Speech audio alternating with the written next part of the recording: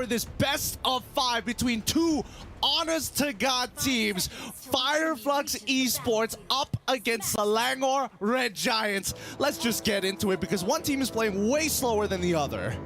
Neither of us expected that SRG would revert to this, right? Now that we're down to a best of 1, there's a little voice in me, an optimistic little, 10-year-old Leo saying, hey, maybe this is the tempo break that SRG needs to, reset and get the better of Fireflux Esports. But Fireflux Esports, the way that they play, it's a good mix of aggression, a good mix of just leaning hard into your advantages, and just striking when your opponent doesn't expect it. So I don't know if passive is the right way to force a Game 5 win. I don't know. I totally agree with you in that aspect as well. I feel like both of these teams play very similarly to each other. Huge playmaking capabilities, but at the same time, highly chemistry-based and adaptive on the fly. But if we're breaking down these compositions, it's all about maintaining control over this game, right? Fireflux, I think for the next 6 minutes, technically should have an advantage over these neutral objectives, and we're only just waiting to see whether or not Yums is able to peel, not only peel, but keep them alive for the rest of the match. No, this can't be first blood, right? Sakai's leading hard into that, putting Apex down to a third of his health. Nah, not gonna happen. Nothing committed, nothing lost. Something to note, though, that is a Grok with an impure rage. Oh. Been a while since I saw that. Maybe never. Kind of wild, I'm not going to lie, but it looks like they're trying to bait this out, and well, Alien, he ain't falling for it. Great game sense coming in from him, but at the same time, 10 more seconds until we do see the very first turtle spawn. Yep, they're denying Alien the stacks on his EXP. So that's gonna be first blood drawn. Sakai's means business. Wow, utilizing that tempo, and all of this because they chunked out Apex 47. I don't know, this is starting to look kind of interesting here. We'll see how this plays out. They could still go for a turtle steal here with the Julian, but nah, they're getting zoned out. Oh yeah, they give Apex 47 a little more to think about, while Sakai's just cleanly secures that turtle, keeping his retribution up too, so he can go ahead and use that to steal something away from TNZ. Well, in the meantime, right, we're seeing that Selangor Red Giants are utilizing like the small bit of momentum just to stay on top of Fireflux Esports, constantly making that first move, constantly forcing Fireflux to respond to them accordingly to man-to-man defense. Yeah, who's passive now? They're saying. Yeah. In Malay. In Malay. But it's surprising to see, right? At the end of it all, I do think that the most important matchup here at this point of time is to make sure that Sunshine is able to get to the later stages of the game, right? It's not the most favorable against the Harith, but at the same time, if they get left on an island, I think it's totally fine for Sunshine too, right? Just wait for the waves to come to you. If anything, that's what Sunshine wants. While the rest of Fireflux Esports fights. Here we go. Alien taking that small fence brush and then going for the Black Dragon form. The pull, I am offended by Cram.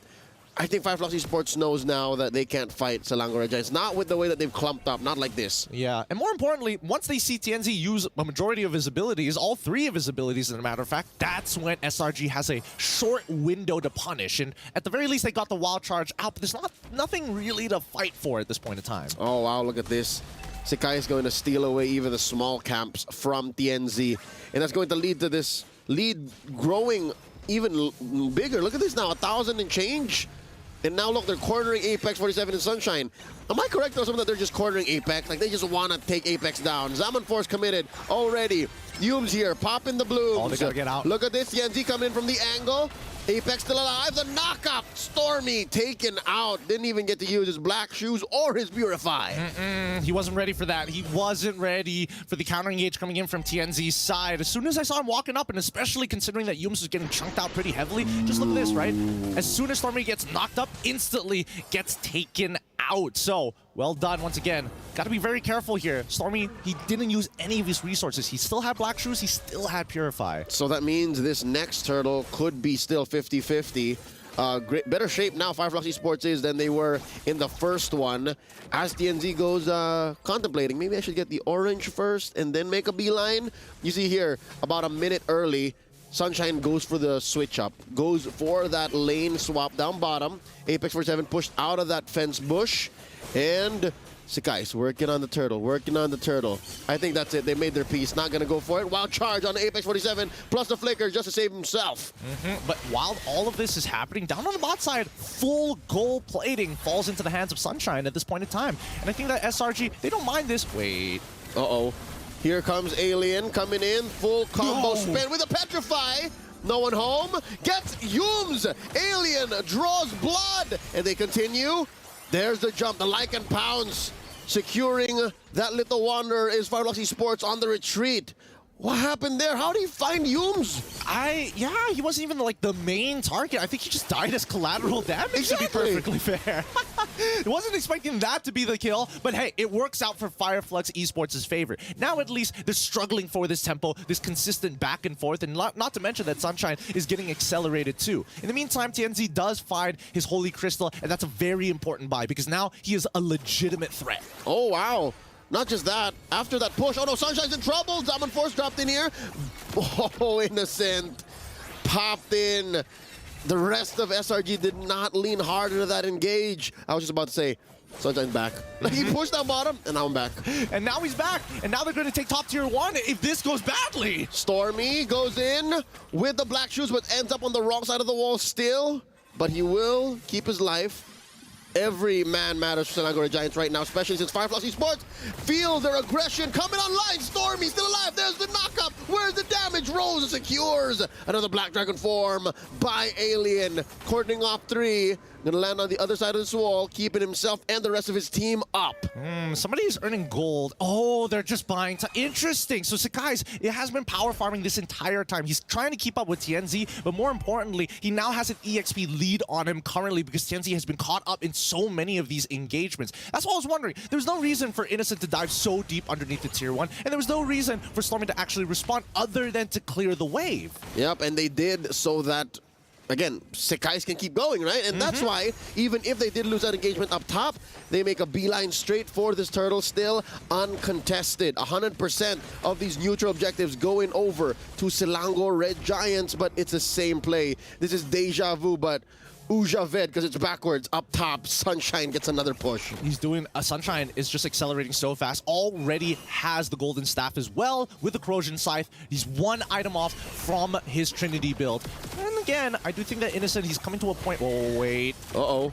Heart Guard checked in. Innocent crossing the threshold here, dropping that Zaman Force. All right, he's coloring in the lines. You see how he drew that river bush with the Zaman Force? Fireflux are just ridiculous at kiting, man. It's a hive mind that you're playing against. Yep, and this is a lineup, this is a roster without a Purify. So they're playing off of instinct. They're just going straight mechanics. And now the Black Dragon form plus the Heart Guard. Who are they going to find? The Wild Charge on the 1! Stormy pops the black shoes, still has a Purify. Down goes Sunshine. Here's a late entry by TNZ. Oh. Down goes Alien. Can TNZ get it? The enhanced everything. Not enough to squell Selangor Red Giants. They get 3 for none. Man, this is kind of crazy because now it's coming down to who presses their buttons first. And better. And better. I mean, it's 4-4.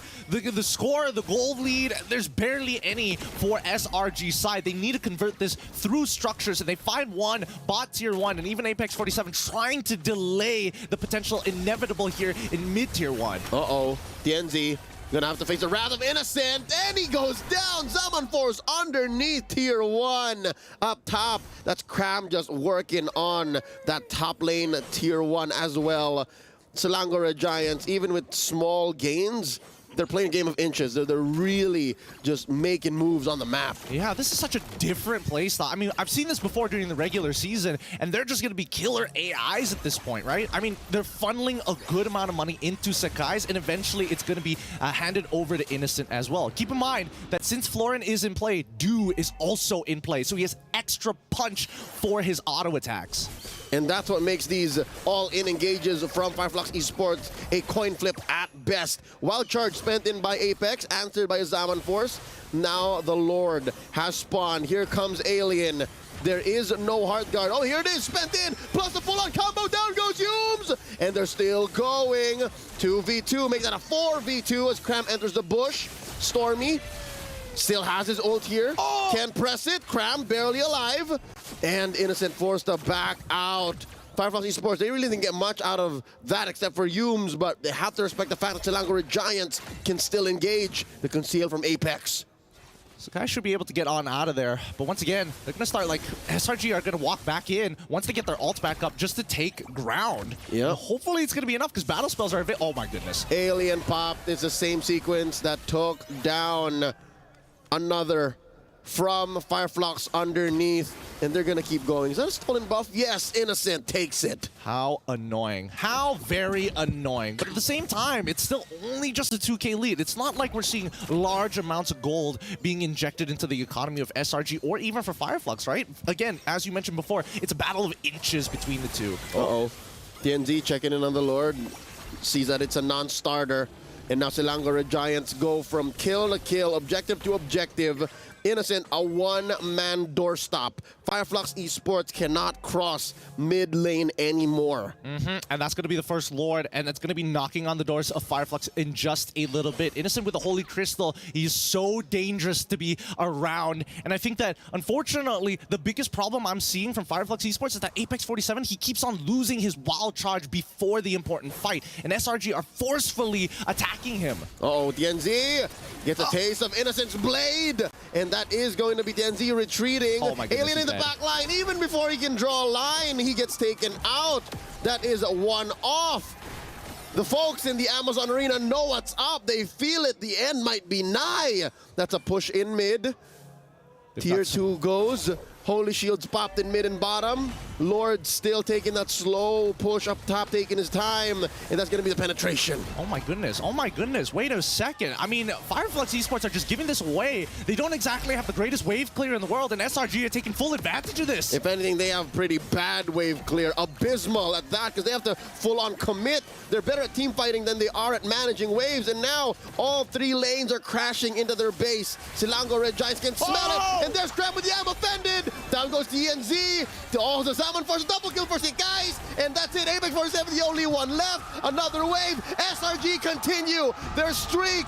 103 and counting. This has been America.